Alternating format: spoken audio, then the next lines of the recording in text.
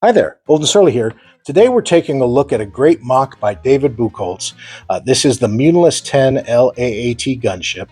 This contains 1,300 pieces, takes about 4 to 4.5 hours to fully assemble.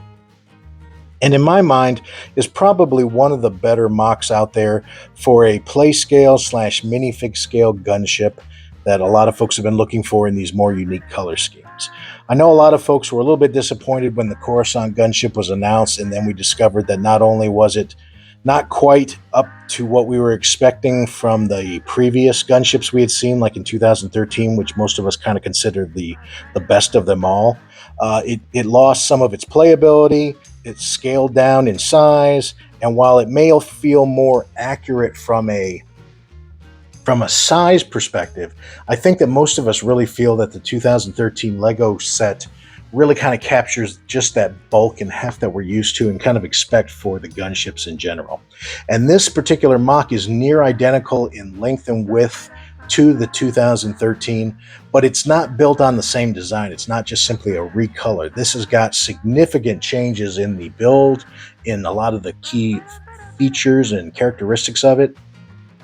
Most of them very good. A few things that I could see maybe I will tweak on my own just to further customize it, or to just enhance a couple of things that I kind of see that I wish were done a little bit differently. But overall, it's just a phenomenal build. Starting off at the front of the gunship, the first noticeable change is rather than using the ball and sockets that we're used to seeing in the Lego kits, this uses an actually unique custom build that uses some hinge pieces to create this angled in display. However, it does take away from the playability because these are now fairly static. They can be moved around slightly on this small angled pin piece. However, there's not a lot of play, and if you move it around too much, you can actually pop it off there. So that's not exactly a playable function. However, I feel it's a little more accurate to what we're kind of used to seeing in the design of the actual gunship. It does contain front storage like we're expecting or have found in previous play models. However, again, it's a little more delicate, but you can see you do have full access to the interior all the way through to the other side, and you can take that and actually put other items in there. However, no items come with the mock itself, but there's enough room that you could put a couple small crates. You could probably even build a small custom back-to-tank like they used to have in the Lego gunship and slide that in there for minifigure first aid, things like that. It doesn't have the actual bubble turrets that we were used to seeing on some of those play scale ones. So instead, it's provided these small Technic pin connections in the front that are very similar to what you do see in the Clone War cartoon. However, the one drawback is these instructions don't actually give you any designs or any ideas on what you could attach here. So really, you're going to have to find yourself either looking at other designs on Rebrickable, or maybe looking at images and trying to figure out a way to reverse engineer something here. So I'm a little disappointed in that. But again, it's another opportunity for you to really customize this and turn it into something that you want for your own personal design. Moving along to the center section, you can see both sides use a double door configuration like we did see in the cartoons. However, I think that's also one of the small weaknesses of this mock. Both doors do fully open. However, this front door uses a single Technic pin to hold it, and when it's open, it looks great. It's fully centered and it looks great. But when you close the doors, you will see that there is a little bit of a bow at the front there. It doesn't quite sit flush because I think it's just a little too much weight on that single Technic pin. I kind of wish they had maybe figured out a way to add a second Technic pin to that front door to really seal that gap and make it sit a little more flush.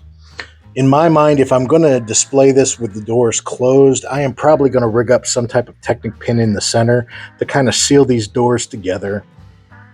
That way it really gives it that overall very nice, clean look.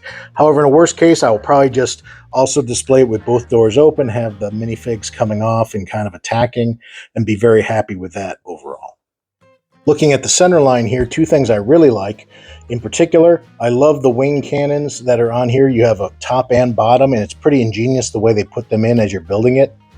I think this is much more representative of what you see in the shows, rather than having figures in there like LEGO does to give you extra playability. I think this is a lot cleaner and looks a lot nicer. Even the 2023 Coruscant ship, they've replaced those figure positions with flick-fire missiles. So I think even they realize that's not quite the way it should have been done. But I really love the way this was put in there. I also love the redesign of the engines and those front blasters. I feel these are a lot beefier than what we see on the 2013. It has a lot more angular designs and textures, and I think it really blends very well with the aircraft overall. Additionally, I really like the fact that there are not any stickers used in this build. Everything, as you can see here, from the face and design of the mouth and everything, it's all done with tiles. I think that really stands out, gives it a lot more texture and heft. And I think the only place that they really could have used a sticker is on these two positions on the left and right side. That is where you would normally find these stickered Republic logos on the 2013 and previous LEGO models.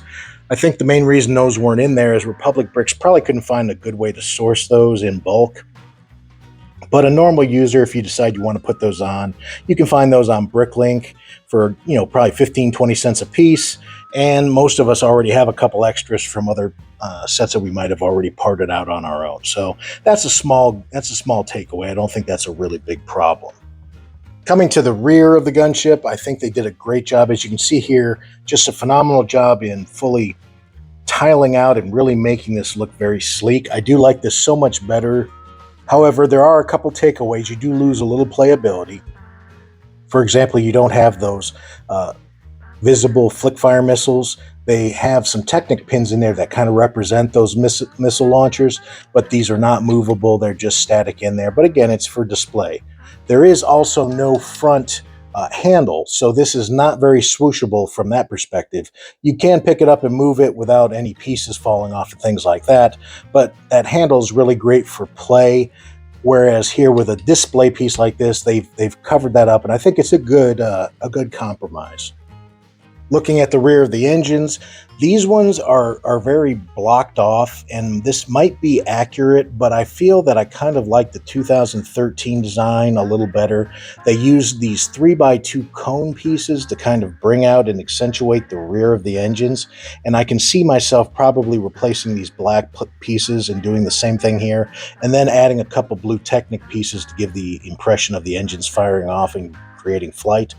These are all brick areas, so there is no storage in these areas. It's all just a single piece. Looking at the actual gun, it's very similar to what we're used to seeing on the LEGO sets.